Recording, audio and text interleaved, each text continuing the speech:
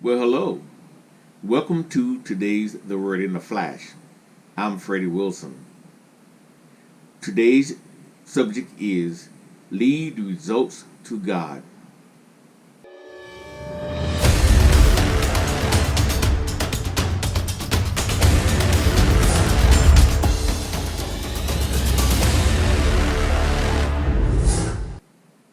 I had prepared a message some time ago that talks about doing what God will have you do and leaving the results to Him.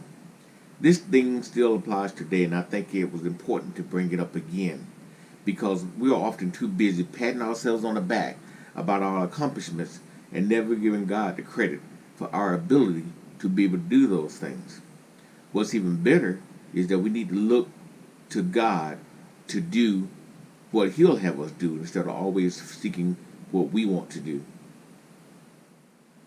Luke 10:1 through 2 reads, After this the Lord appointed 72 others and sent them two by two ahead of him to every town and place where he was about to go. He told them, The harvest is plentiful, but the workers are few. Ask the Lord of the harvest, therefore, to send out workers into his harvest field. Luke 10 tells us a story of how some of Jesus' disciples were returning from mission to report great success. Many of them had been brought into kingdoms, demons were set to flight, and they saw people being healed. Luke 10:17 through 20 reads, The 72 returned with joy and said, Lord, even the demons submit to us in your name. He replied, I saw Satan fall like lightning from heaven. I have given you authority to trample on snakes and scorpions and to overcome all the power of the enemy. Nothing will harm you. However, do not rejoice that the spirits submit to you, but rejoice that your names are written in heaven. Keep in mind, folks, the disciples were pumped up that of the things they saw, but they were just amazed that these things could happen, even though Jesus told them that they would. They went to the point of Jesus replied to them, I saw Satan fall like lightning from heaven. But he also issued a caveat that do not rejoice that the spirits submit to you, but rejoice that your names are written in heaven. So again, Jesus is saying that you should be more rejoiceful of doing the things that God would have you do than the actual accomplishment themselves. In other words, it's more important to celebrate your doing what God will have you to do than celebrating your accomplishments. I give you an example with Andy Stanley, son of Charles Stanley. Just recently, he was interviewed by someone who was asking him about what's going on with the COVID-19 virus. Andy related to them that during the time when this thing started getting serious, he had to shutter many of the doors of his churches. His congregation had grown to more than what his own father had. But he realized the seriousness of this disease and he shuttered the doors. Some of the members told him they won't be returning to his church even when the doors open. And when they asked why, is because they said they thought he had succumbed to political pressure from the left. Andy's only mission was to protect his people and to take heed to the officials saying, hey, you guys need to close your doors for now to get past this virus. But some people took a political point on this. So when the interviewer asked him again, aren't you concerned about losing the members of your church? And Andy smartly said that, yes, he's concerned that they left, but he's not worried about it because he realized that they were placed there by God. He can only do what God will have him do, and then he'll lead the rest to God. If there's more people that need to come and worship God in his churches, then they will come. So he's not going to concern himself with that.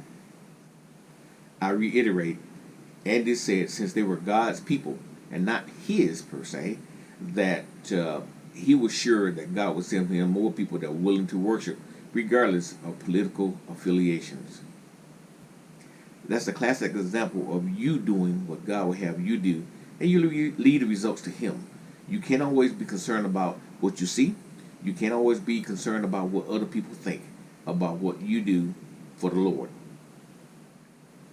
1 Peter 2:9 reads, But you are not like that, for you are a chosen people. You are a royal priest, a holy nation, God's very own possession. As a result, you can show others the goodness of God, for He called you out of darkness and into a wonderful light. Look, I know it. We delight in success. We also may despair when we seem to fail.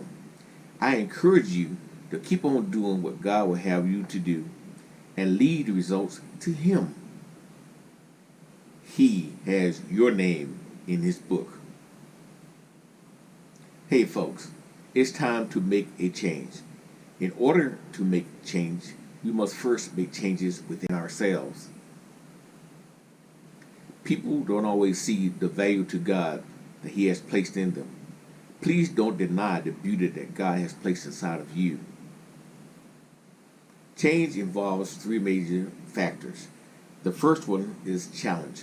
Don't be afraid to face the challenges in your life. The second one to remember is change is a choice. You need to choose to make the changes that you need to make to change your life, to make things better in your life. The third thing to remember is change involving taking chances. With these chances, you have to remember you have to do things that you have not done before. You have to have the ability to change. That's tougher than you would think, having the ability to change, because some people don't realize the need to change. So you need to have an ability to change. And you need to get away from safe places. I know it's always safe to play it safe. You don't want to take a chance at doing something because of the unknown. You must be willing to get out of your safe places, out of the comfort zone, as we used to call it. But you must be willing to move away from that in order to make progress in your lives. I know some of you feel it's your responsibility to help others, but you got to remember change must begin with you. It's important to help others, but you can't help others until you help yourself first. And it all comes down to, do you know who you are as a child of God?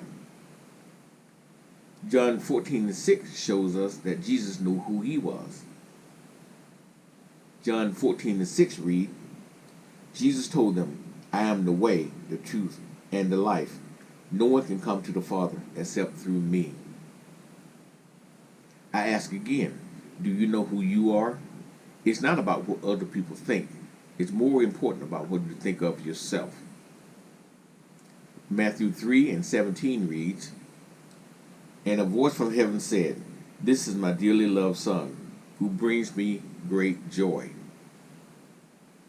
Now that you know who Jesus is, you need to find out who you are in God's eyes, and don't be afraid to do what He leads you to do. You know, there's a lot of things going on in this world today, and it's very easy to think God has forgotten about you. He has not. But we need to learn to trust God and do what He tells us to do. Then you lead the results to Him. We can't control a lot of these things that's going along, but you can obey God and then lead the results to Him. Now, if you're feeling led to commit murder or assault someone, then it's not God talking to you. You need to understand that. God don't need you to punish anyone. So, again, put your trust in God. Let Him guide you and lead the results to Him. And with that, be blessed.